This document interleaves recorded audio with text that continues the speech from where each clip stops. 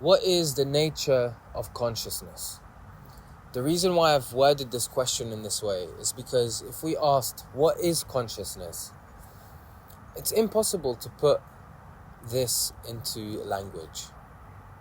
So we have to look at the nature and the quality of consciousness and sort of track back and rest as consciousness, because it's the most fundamental and essential primary thing or no thing of life. Meaning that if we take a look at language, which is a development of vocabulary that is systemized and organized in a particular way to string sentences so that it can be used to communicate and relay ideas. This language itself, the primary requirement, in a way, is consciousness itself to be able to perceive language to begin with. So if someone comes to you and says that I can explain to you what consciousness is through the use of words, then it cannot be that. The best that language can do in this case is to point you in a direction and to observe what is in that direction, perhaps. And so this pointing is a pointing that goes inwardly. We are going back. If we stay on the plane of just language and communication, and with that we have poetry, maybe music, art, and different forms of expression. If we use only forms of expression and we stay on this plane, even though this plane is only perceived and known because of consciousness, then we cannot really understand the qualities of consciousness itself. So we have to recognize that, hey, we are functioning and looking at reality, or discerning and deciphering and understanding reality only on this plane of expressions, instead of saying, hey, let's look at what comes before the expressions that is even allowing us to perceive these expressions in life, that is allowing us to understand language, that is allowing us to look at art, look at a dance, hear music, look at nature, look at the physicality of life. This physicality, these blades of grass, all of this is an expression of consciousness. And we will get into this. So one of the first things that I'd like to speak about in this case is the age-old belief that material generates consciousness, that physical material generates consciousness. I refer to the physicality and the material aspect of life as an expression, and this is why. When we say that the brain generates consciousness, it's a silly remark, and with all due respect, it's because how can something physical such as the brain generate consciousness when consciousness is the prerequisite thing or no thing that is needed to even know that there is a brain? So can we see this? So obviously we can say that if we open up the brain, we cannot find consciousness in the brain. But the justification that the brain generates consciousness is because when someone dies, for an example, they are now inanimate. And so they are not conscious anymore. And so there is this implication that consciousness can be switched on, switched off, that consciousness can be interrupted. But that isn't the case. And so let's look into this even further. The fact that consciousness cannot be interrupted is experienced in everyone's life. And the observation of that is us, as mentioned earlier, looking inwardly. We are now stepping out of the realm of expression, the realm of physicality, let's say, or the space in our mind that consists of language, material, ideas, all of that which has been accumulated, all of these different expressions. And we are looking at the nature and the quality of consciousness. Consciousness cannot be interrupted. And so you may say, okay, what happens when we sleep? Because if I go into a room and there's someone who is sleeping, they're not really conscious. Or an even better example, if someone is going to have a surgery, they are under general anesthesia. And so when they are under, they're not conscious. You try to wake them up and they're not conscious. No. What has been interrupted in this case is experience. What has been interrupted in this case is the sense perceptions that accumulate the information. And so because of that, there's this belief that as we respond to what is perceived through the sense perceptions, the response itself is a justification as to whether someone is conscious or not. But that isn't the case. Because whatever is perceived through the sense perceptions requires consciousness to be there. And even the way I'm explaining it sounds like consciousness can at times not be there, but no, it's ever present. It's all encompassing and it's ever present. The same with when someone faints.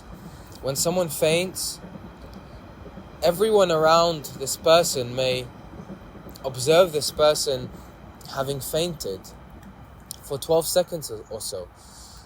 But really, as soon as the person has fainted, they have also woken up. And then they look around and say, hey, why is everyone around me? Why am I on the floor? So really, there's no interruption of consciousness. There is perhaps an interruption in the flow of experience, in the flow of what is taking place, in the flow of the infinite number of happenings that is taking place. But the primary essential aspect that is allowing us to even perceive what takes place in any moment, i.e. consciousness, that cannot be interrupted. It's seamless. If you can find me evidence of a time where your consciousness has been interrupted, I'd love to hear it. It's not the case. Consciousness cannot be interrupted. There's no discontinuity in consciousness. Now, in the spiritual realm, or the spiritual field, or community, people speak a lot about raising your consciousness or expanding your consciousness, and that also doesn't make sense, because to expand consciousness is an implication that consciousness has a finite boundary around it. It's an implication that every single human being has their own unique pocket of consciousness. And that doesn't make sense either. Instead, what's taking place is that all there is just consciousness.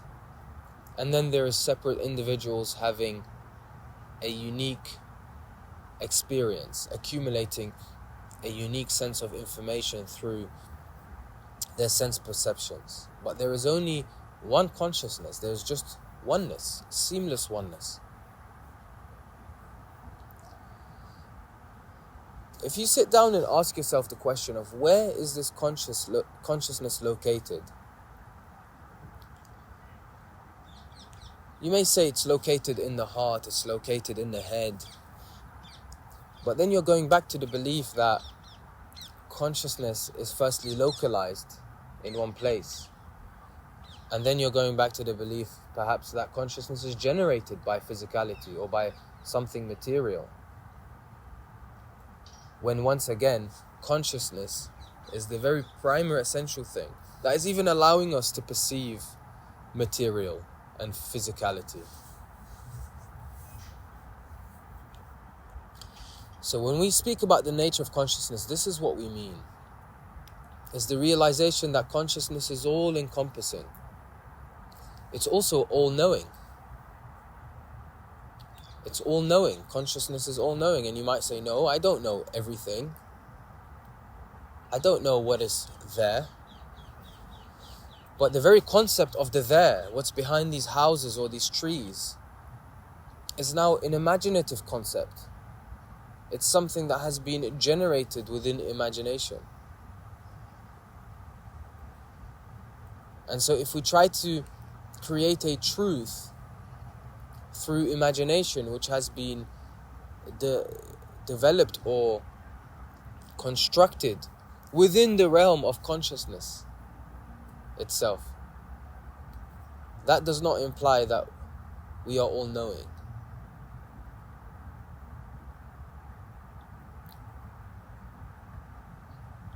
Consciousness is all-encompassing and it's all-knowing.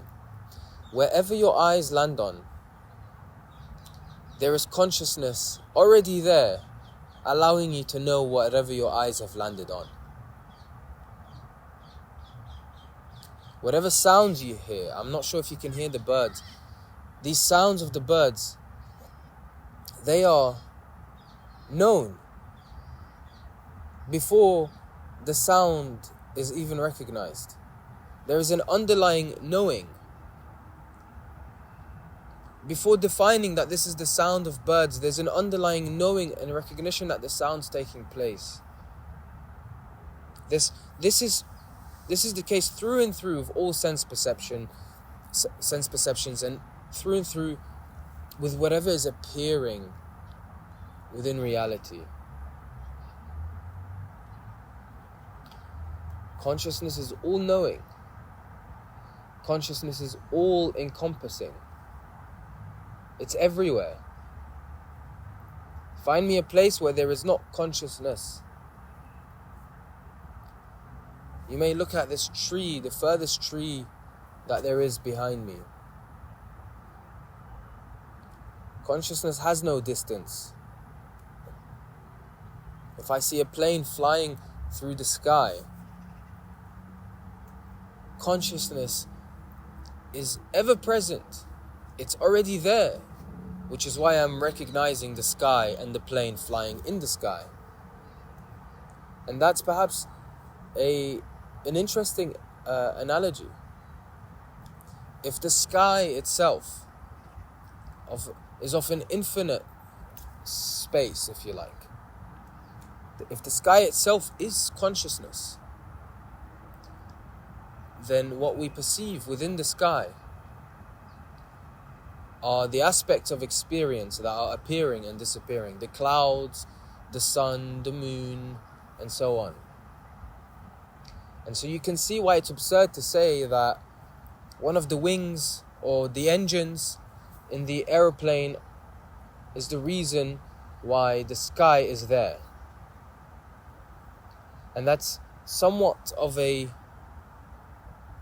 belief system that has been developed over time in most of us, and even in myself at some point. But it's an illusory belief system. It's not the case. The brain just does not generate consciousness. There's no evidence for that. Nothing material generates consciousness.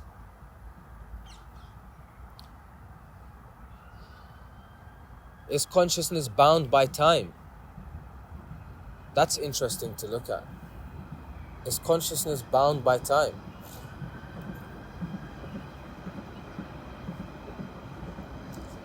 Well, why is it that a warp in time can be perceived? And with a warp, I don't mean some fancy theoretical physics kind of stuff. I just mean that when you are engaged in a particular conversation with someone for an hour, let's say, it may actually feel like the conversation went by for 15 minutes because of the depth of the engagement that took place. The same with the person who faints. They may have fainted for 15, 20 seconds. But really, in their experience, as soon as they fainted, they also woke up. And so consciousness is not bound by time. The flow of experience is, there is a rhythm that's always taking place. The concept of time is extremely useful because if I have an appointment in an hour from now, I rely on the concept of time to get me to that appointment on time.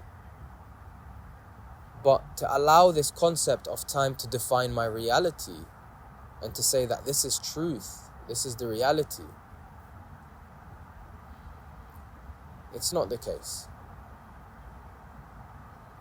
Allowing the concept of time to define my reality is the implication that I am to say that consciousness is bound by time.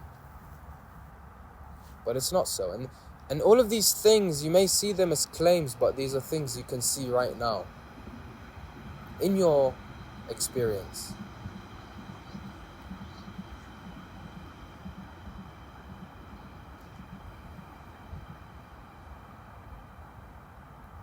True spirituality is diving into the understanding of the nature of consciousness. This naturally results in a lot of belief systems falling away. A lot of belief systems accumulated over time, they all fall away. Belief systems require a strong force, a strong justification to retain themselves within the psyche, within the perspective or the mind. But as soon as you start to observe the nature of consciousness, a lot of belief systems fall away. Some of these can be belief systems that we have held on to for years and years. And they could completely shift the way we see reality. A lot of these belief systems falling away results in a tremendous sense of liberation. And that in itself is now an expression of consciousness itself. Consciousness, as we said, is not bound by any boundary. It's not a small bubble of consciousness that you have that is separate to someone else's bubble of consciousness. Consciousness is as the sky. It's all-encompassing, free, spacious, not bound, all-encompassing, all-knowing. And so we rest in that. All these videos that I make is an attempt to point towards that, so that we may rest in consciousness.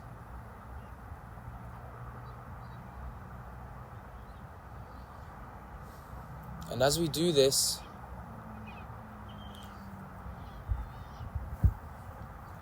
it will give rise to a sense of clarity. Thoughts and a lot of mental suffering that is experienced won't hold a claim anymore because they are known. No more are you your thoughts. No more do you live in a reaction or reactive based consequential sense of living. No more are you reactive, you are able to clearly see a certain type of influence that a belief system within you has on your reality, a certain type of thought on you has on your reality.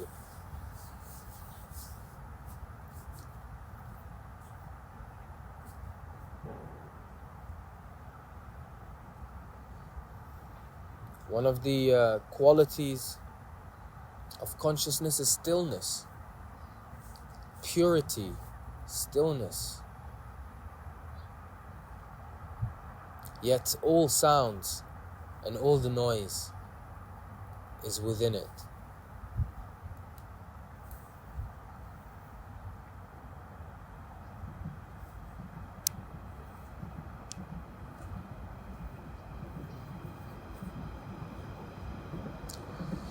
Looking into the nature of consciousness is a highly introspective kind of endeavor. Don't shy away from that. This is your way to come back to the source,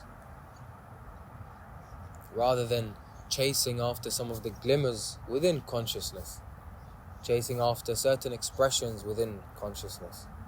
Come back to the source. Rest in that.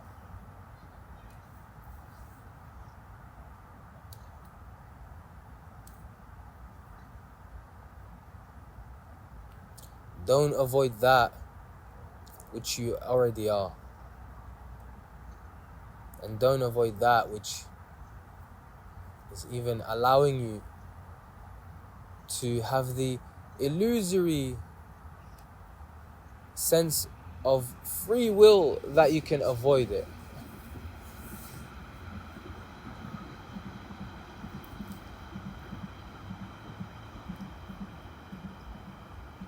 Thank you so much for watching. This is Hassan from the Spiritual Walks, and we are all on a journey towards the truth.